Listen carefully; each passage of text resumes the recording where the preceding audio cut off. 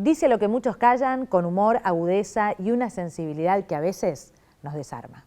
La vimos crecer entre micrófonos, columnas y escenarios, pero no le teme a los bordes ni a la incomodidad. Hoy, en Historias Mínimas, nos encontramos con Galia Moldavsky.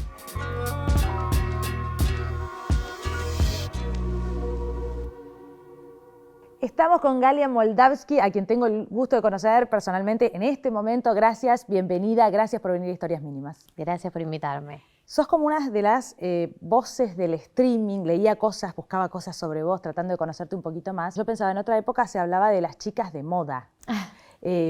Sos muy joven. ¿Cuántos años tenés? 30. 30, re joven. Re joven. ¿Re joven? Sí, re joven. Okay. La verdad que sí. ¿Cómo te sentís vos? No me siento tan joven, la ¿no? verdad. No, me dejé de sentir joven hace un par de años quizás. ¿Por qué? Quizás ¿Cuándo? nunca me sentí joven en realidad. ¿Cómo es porque eso? viste que hay algunas personas que tenemos alma vieja desde chiquitos. Sí. Nunca ¿Pero fui en qué muy se joven. traduce? Siempre fui una persona muy pesimista, nunca tuve como ese optimismo de la juventud, nunca tuve como esa ilusión de la juventud. Siento que siempre estaba como mentalmente un poco más adelante. Sí.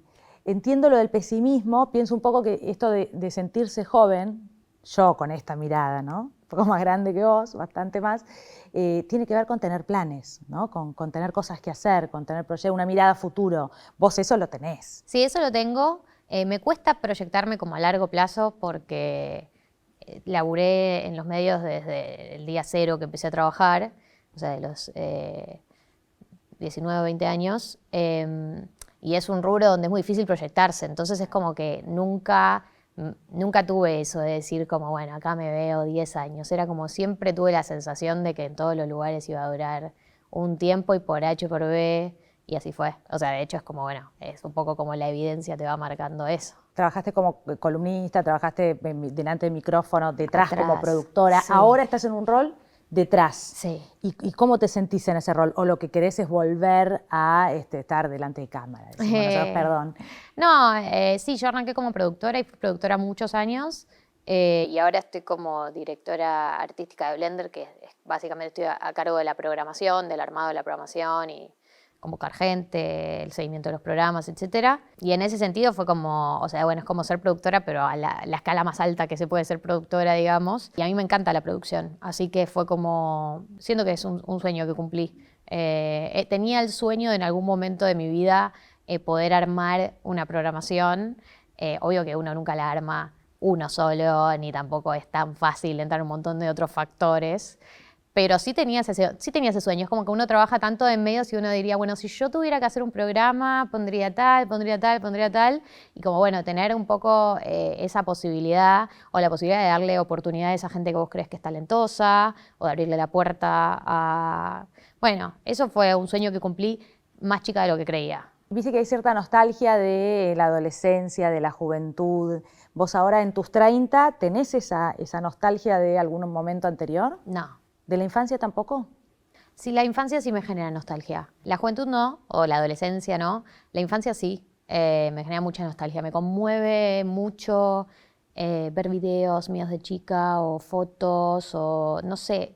Igual también como el concepto de la infancia en general me parece conmovedor. Como, no sé, el año pasado fui a una charla en el colegio, la primaria que había ido mi hermano. Cuando terminó la charla, una nena se me acercó como tímida, como a decirme como que ella quería dedicarse a algo de esto y si la gente tímida tenía chances, y me rompió. O sea, me puse a llorar enfrente de la nena porque hay algo de esa inocencia que me parece muy conmovedor. ¿Crees que la gente tímida, muchos del otro lado estarán pensando, ¿no? ¿Cuál fue la respuesta? ¿La gente tímida tiene chances para estar delante de una cámara o un micrófono? Sí, yo creo que sí, porque como toda profesión, si tenés disciplina, para mí se puede llevar a lugares muy altos. Obviamente que es un rubro en donde el carisma cotiza mucho, pero se puede trabajar también. Y no sé, que sos bueno en un tema específico, por ejemplo, puede ser una chance. ¿Y cómo llevaste desde lo personal esto de pasar de estar detrás de cámara, sin toda la exposición que esto implica, a después estar en el ojo de la tormenta por momentos también, ¿no? Sí.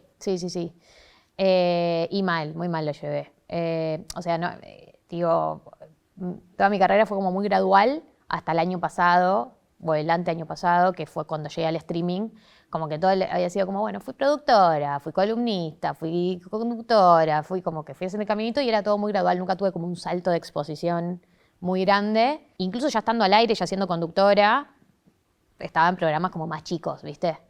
Hasta que llegué a Blender, y llegué a Blender cuando nacía y cuando el streaming estaba empezando a explotar.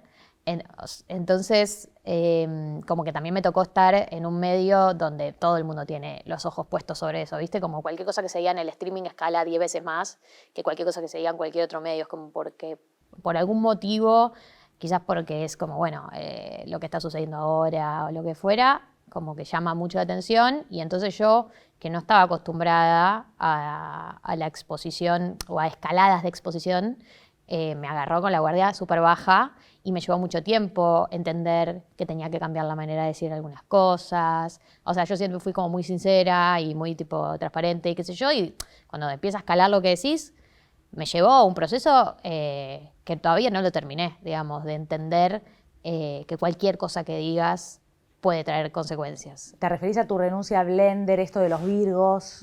Eso fue en un tuit, ¿no? Eso fue una nota que le di a Gaby Suede en Futurock, en donde yo en esa época hacía La Pizarra, que era como una sección donde yo como categorizaba distintos segmentos sociales, y yo había hecho La Pizarra de los Virgos, que, bueno, es una descripción que hoy en día quizás todos ya la conocen, que no es chabones que no tienen relaciones sexuales, que sería como la definición más tradicional, sino más, si uno lo piensa como una categoría más amplia, es como chabones que no están acostumbrados a lidiar con mujeres en su vida cotidiana, que no tienen amigas mujeres, que se sienten más cómodos entre varones, que les cuesta los vínculos con las mujeres, salvo con la madre o la hermana, o si llega a tener una pareja, y que, bueno, son ahora fue identificado ya después de mucho tiempo claramente como uno de los segmentos más importantes de los que votó a Milei, ¿no? Entonces ese día, en esa nota, yo estaba explicando como la categoría y Gaby me pregunta, ¿Milei es un Virgo? Yo nunca usaba nombres propios, justamente para evitar lo que terminó pasando. Y él me pregunta, ¿Milei es un Virgo?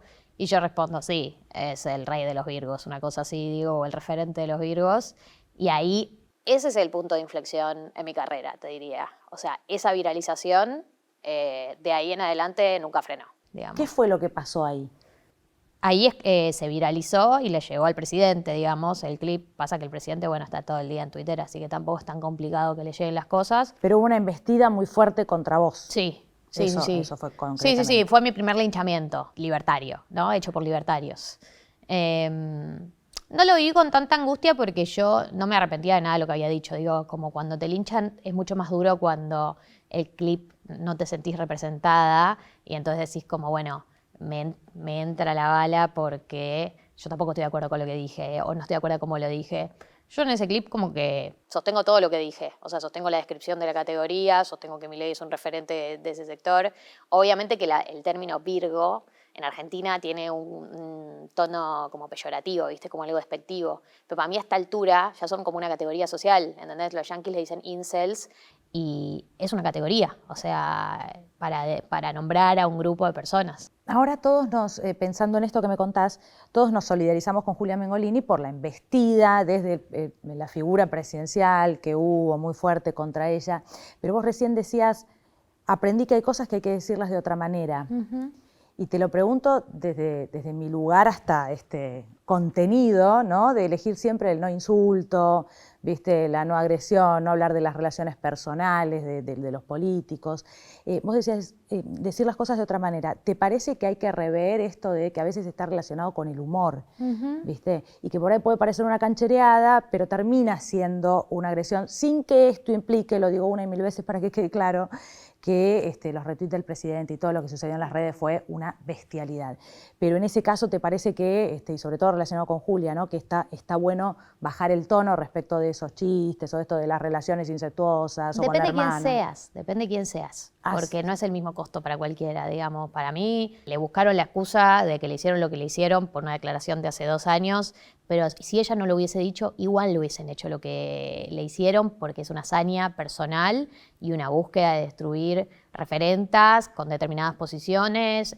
Entonces, como, después si yo pienso, yo también hice chistes con Milei la hermana o con Milei los perros. Todo el mundo estaba haciendo chistes sobre eso. Entonces es como, no sé si está bien o mal, quizás hoy no lo haría, pero en el caso de Julia, creo que tampoco fue por eso. O sea, eso es como una vuelta que le dieron ellos como que tenían la pollerita cortita, porque la realidad es que fueron a buscar un clip de hace 2 años por un evento que estaba sucediendo ahora. Yo en lo personal sí me cuido más. Igual siempre hay un margen cuando uno se dedica a esto y uno realmente es apasionado de la comunicación, en donde no puedes controlar todo lo que decís ni la manera en la que decís.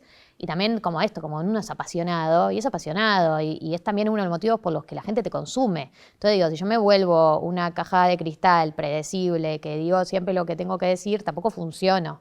Entonces, bueno, es un aprendizaje constante.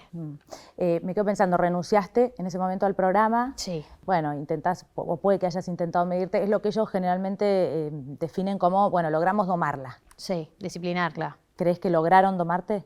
No. ¿O qué les contestarías? No. Yo creo que yo el año pasado estaba metida como en una espiral de locura y linchamientos todas las semanas, porque es una época en donde se aceleró mucho eso y como que escaló mucho muy rápido, y mi decisión de correrme del aire, que tampoco fue que desaparecí del aire, sigo teniendo apariciones, sigo haciendo cosas, seguramente haga algo este año, no todos los días. Mi decisión de correrme fue como, quiero probar como el ejercicio de mirar la época o mirar lo que está pasando, observar y aprender y ser mejor. Digamos, como que yo siento que, obviamente que ellos no lo ven ahora, mis detractores, los libertarios que han buscado hacerme daño. Yo creo que haberme bajado del programa a fin del año pasado fue la mejor decisión que yo tomé en mi carrera, porque seguir en el ring donde te están cagando a palos, yo no estaba ganando nada, y sí, gané visibilidad y qué sé yo, pero bueno, tampoco me estaba llevando nada. Siento que ahora, cuando vuelva, o la manera en la que elija volver, voy a estar parada mucho mejor. Quizás ellos no lo ven ahora, pero para mí está muy claro eso. Está bueno lo que decís sobre eso de, creo que mucha gente tiene del otro lado la sensación de que no termina de comprender lo que está pasando, ¿viste? Este momento con el que estamos conviviendo, esto de la crueldad, que está de moda, creo que vos lo definías así, que está de moda ser hijo de puta. Sí. ¿No? Sí, no sé si lo dije yo, pero estoy de acuerdo. ¿Pero estás de acuerdo con eso? Sí, que los hijos de puta vuelvan a tener vergüenza, que les vuelva a dar vergüenza ser hijos de puta. Está de moda, sí.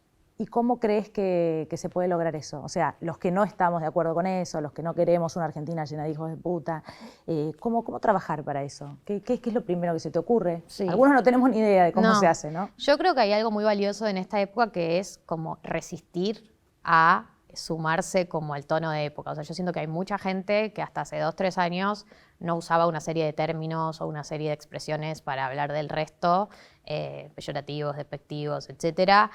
Quizás siempre lo quiso hacer, pero la época no lo acompañaba, y ahora que se dieron las condiciones como que se subieron, por más quizás no sos libertario, digo, gente que es peronista, gente que es progresista, gente que uno podría sentirse cercana. Hablo de términos, también hablo de ideas. Mucha gente que también estaba en el campo del progresismo hasta hace 3, 4 años y que ahora encontraron en la época una ventana para poder blanquear posiciones mucho más conservadoras, porque hoy en día son mucho mejor vistas, y como, no sé cómo hará el resto, pero mi militancia, resistencia, ¿no? Porque militar es otra cosa, pero digo, en lo personal es el esfuerzo todos los días, no por no hacer una autocrítica, pero sí por tipo ser coherente, como mantener las ideas que mantenías hasta hace 3 años. Obvio, todos aprendimos de nuestra experiencia en la ola del feminismo y la cancelación y los linchamientos, digo, toda la autocrítica que quieras, pero hay valores que están atrás de eso que como que para mí, cuando todo esto pase, cuando pase la oleada, se va a notar quiénes se mantuvieron en sus convicciones y quiénes se plegaron a la época porque quedaba bien.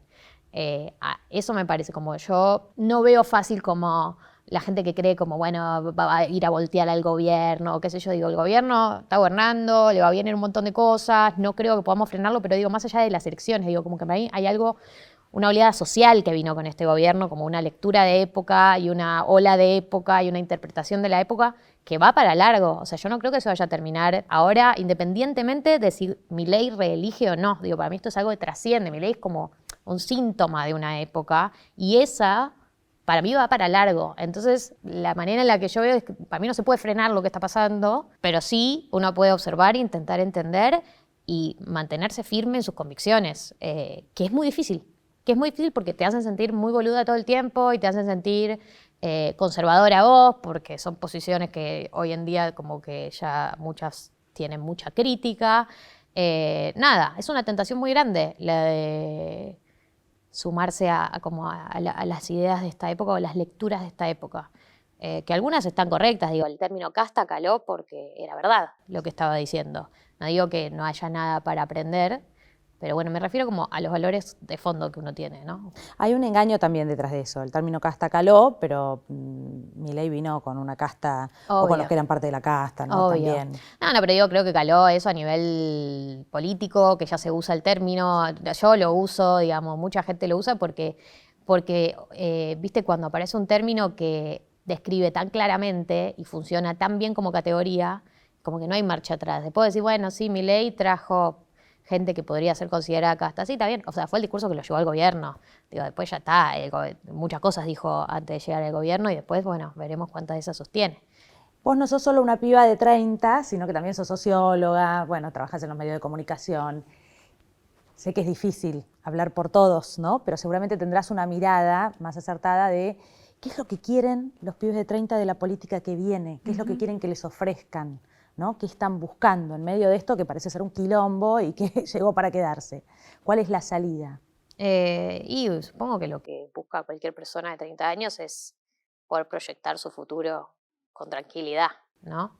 Creo que es algo más o menos básico quizás, que es como poder tener cierta esperanza del futuro.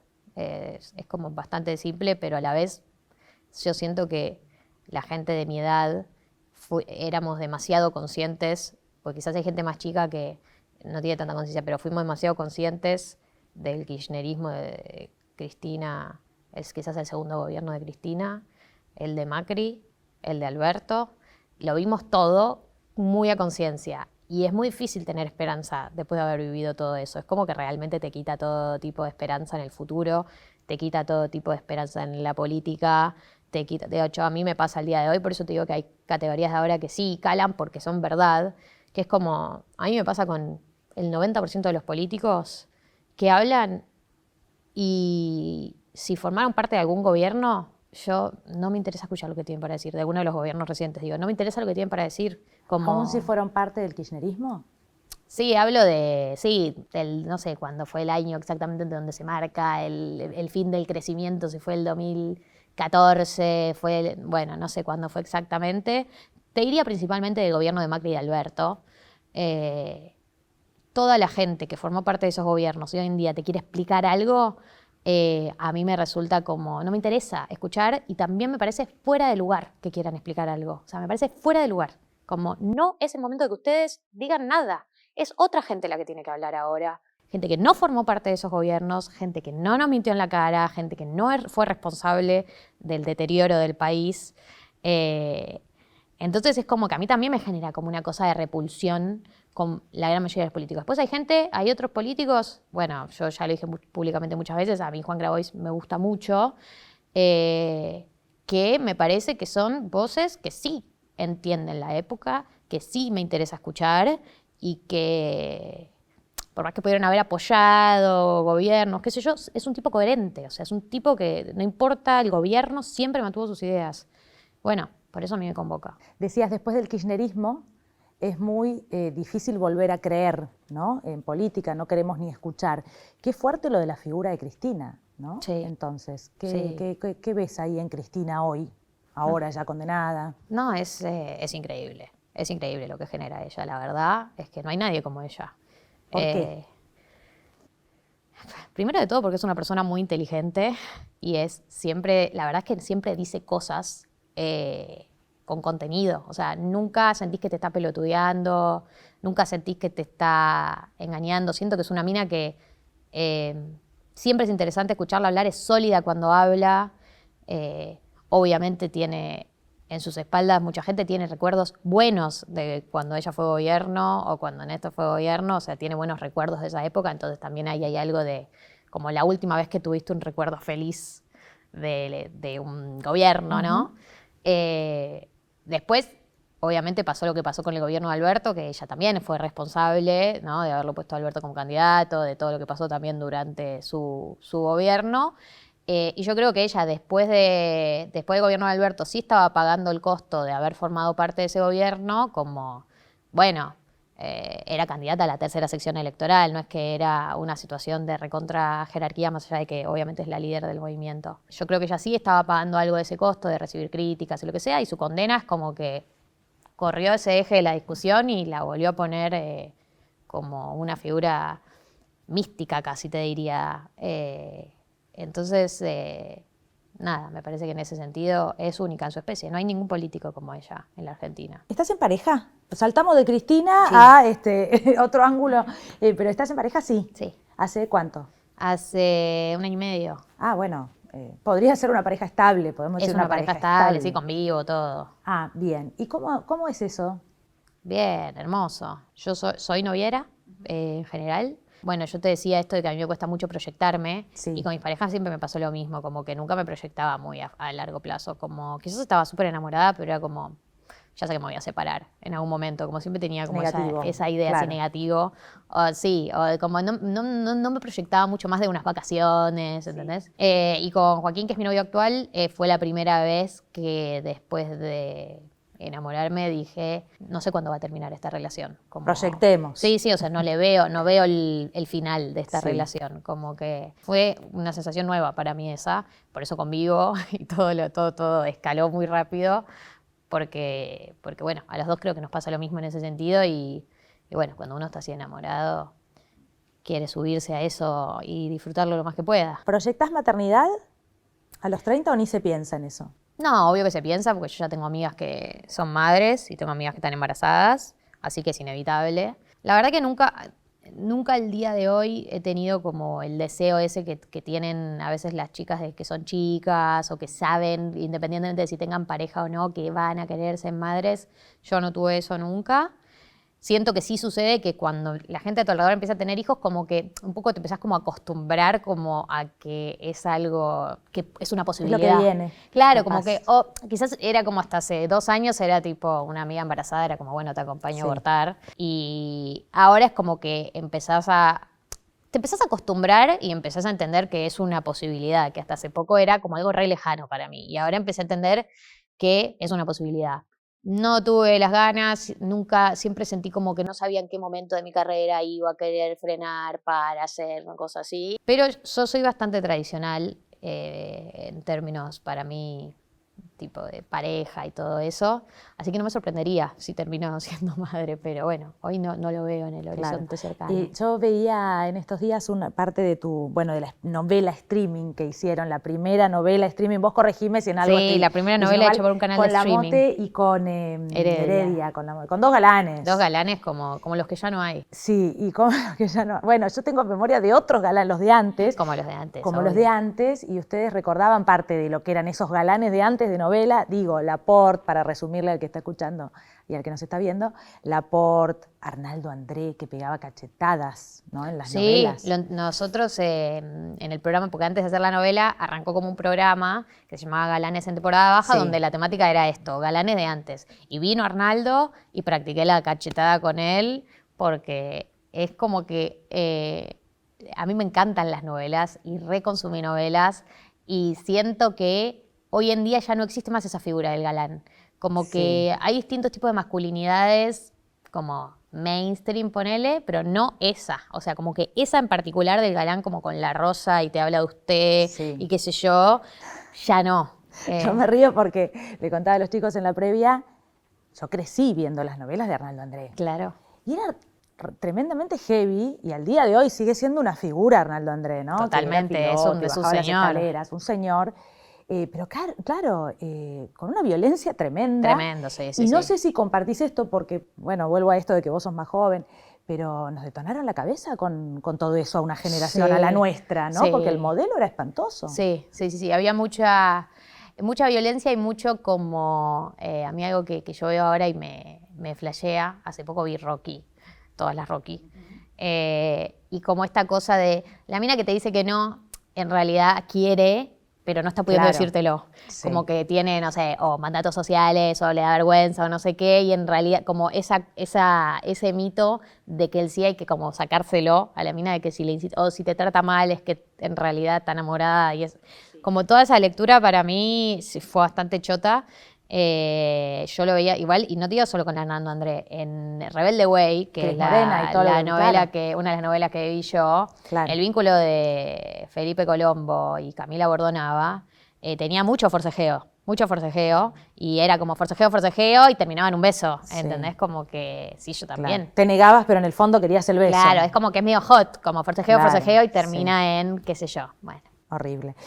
Bueno, vos no sos parámetro, tenés una pareja estable, por eso yo te preguntaba. Hoy hay mucho de Tinder y de mucho joven con dificultades para establecer relaciones a largo plazo. Es lo que me cuentan, Es lo que me ¿no? cuentan, Es lo sí. que me cuentan, que pasa un poco eso. ¿Vos ves eso en tu generación? ¿Con qué crees que tiene que ver? Si con todo esto que nos metieron en el pasado. Yo no siento que sea tanto de mi generación, o por lo menos no de mi círculo. O sea, mi círculo de treintañeros, Sí. la gran mayoría está en pareja o en búsqueda de una pareja. Sí, no es algo que veo yo, sino es algo sobre lo que leí, sé que hay estadísticas y estudios, etcétera. Sí hay muchas dificultades para los pibes más jóvenes, te diría de 25 para abajo, Sí. como esas generaciones, para lograr tener una cita. O sea, ni siquiera te digo tener una pareja, lograr tener una Claro. cita, o sea, animarse a tener una cita, animarse a salir de la habitación y del cuarto y del mensajeo a la presencialidad.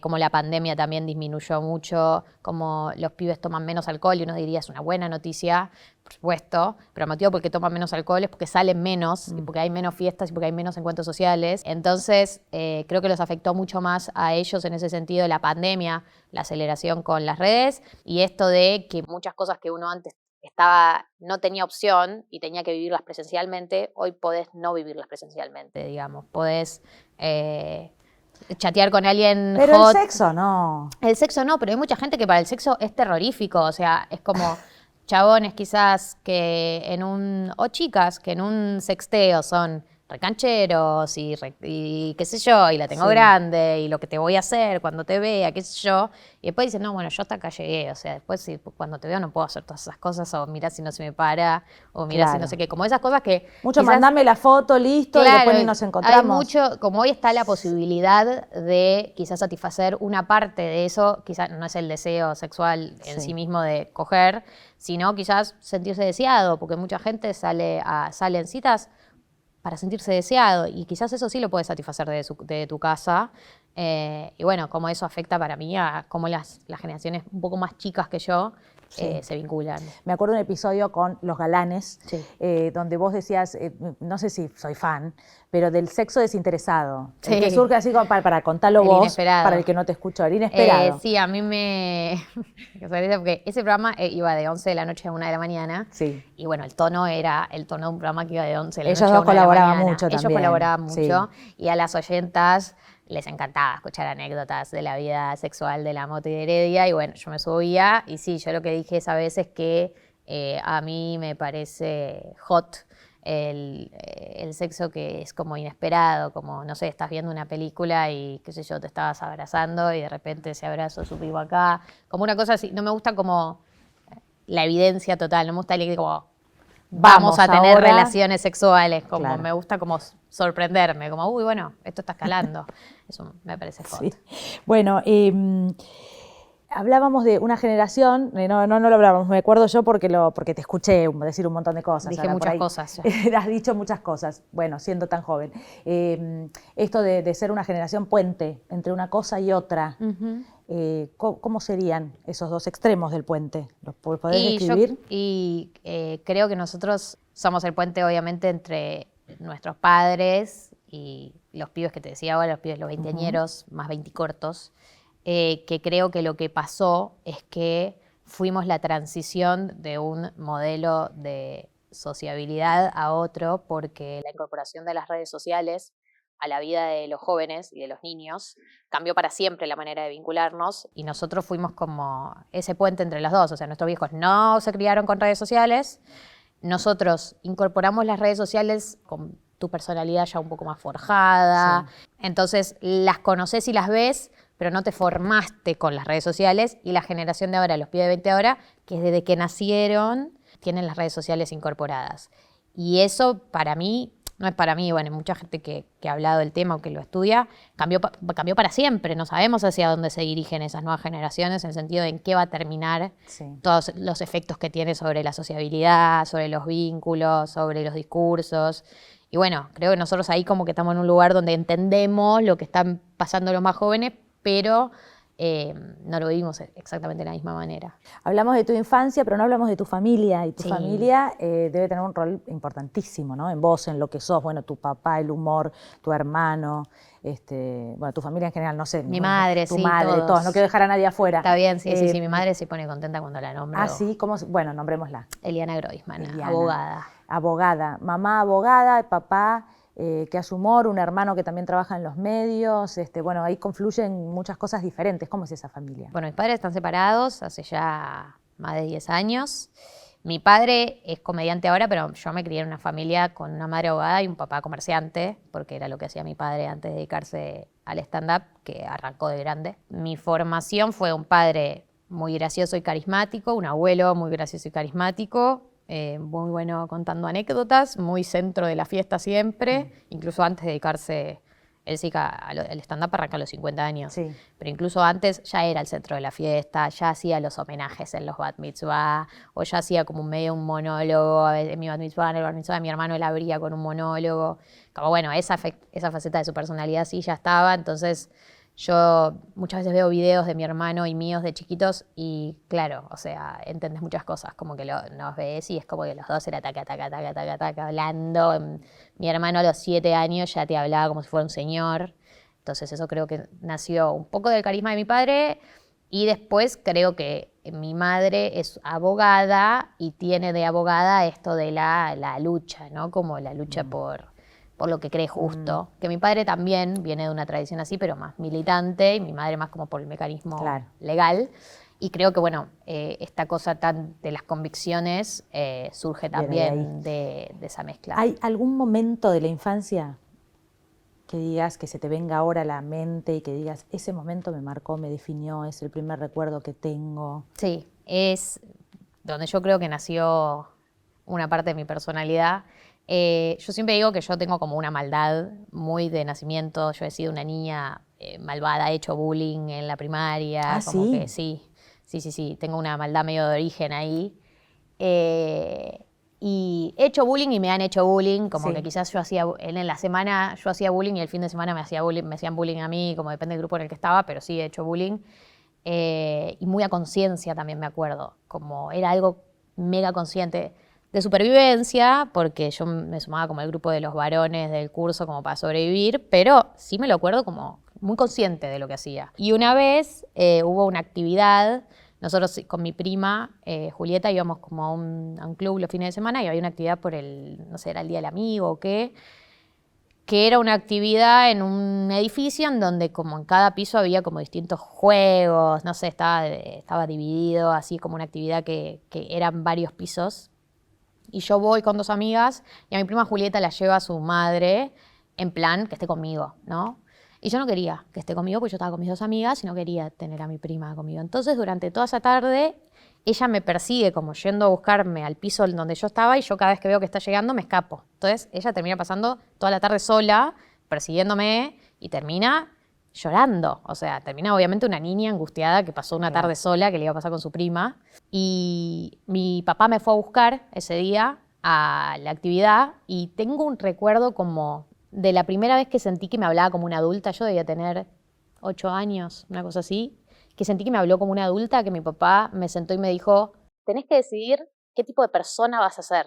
Ese momento donde decís, ¿qué tipo de persona vas a ser? ¿Vas a ser una buena persona o vas a ser una mala persona? Me marcó para siempre eso. ¿Viste? Y esa sensación, te juro que tenía eso, 7, 8 años y dije, este tipo me está hablando como una adulta. O sea, este tipo me está hablando en serio, no me está retando como una niña. Me está diciendo algo importante. Y vuelvo mucho a eso, a ese recuerdo. ¿Y qué persona crees que sos hoy? Creo que todavía tengo maldad adentro, pero todos los días lucho por ser un poco mejor. Así que bueno, como en la construcción constante. Pero en el rol, por ejemplo, en el que estoy ahora, hay mucha gente que no le caes bien, que siente que le hiciste daño, que no está de acuerdo con tus decisiones. Bueno, también tuve que aprender a convivir con entender que mucha gente no le caigo bien. Y no responder con maldad. Intentar no responder con maldad. También. Muy difícil también. Siempre intentándolo. Me queda una cosita pendiente. Decías, recibí mucho bullying también. Sí. ¿Recordás la sensación Sí. de angustia, de tristeza, de esa Galia que Sí. a la que le hacían bullying? Sí, por supuesto que me acuerdo. A mi edad, el bullying entre mujeres, en grupitos de mujeres, era dejarte afuera, ¿no? El plan de dejarte afuera de planes, de dejarte afuera de que se organice tu grupito, es un grupo de 6 y 5 se juntan y a vos no te invitan. Sí. Eso lo recuerdo mucho y es muy doloroso. Es muy doloroso para una niña, es muy de mujeres eso. Como el tipo de bullying es como dejarte afuera y excluirte, y sí, es muy duro. Los hombres son más raros en Para ese mí sentido. los hombres son más del bullying tipo físico, pegarle a un niño o como una cosa mucho más literal. Las mujeres para mí, o las niñas, siempre éramos como un poco más sofisticadas en la manera de hacer daño. Yo componé con una compañera, o sea, tengo el recuerdo de, no sé, una compañerita que medio todo el curso la tenía de punto. Y yo, tipo, mi manera fue que un día le agarré la Barbie y la escondí en el locker de otro y acusé a esa persona de haberle robado la Barbie. O sea, era como una maldad un poco más sofisticada. Claro. Por eso me lo acuerdo con mucha conciencia todas esas cosas que hice. Sí, no violencia física. Bueno, antes de que te vayas, definías a Santiago Caputo como un sexy dañado. Sí. Yo tuve que ponerme a interiorizarme todo esto. Recién mencionabas los incels. ¿Qué son los incels? Bueno, algo me fuiste contando. Sí. ¿Crees que Santiago Caputo es un sexy dañado? ¿Y qué sería? Bueno, claro, el término sexy dañado surge un poco escucho ofertas de Guille Aquino.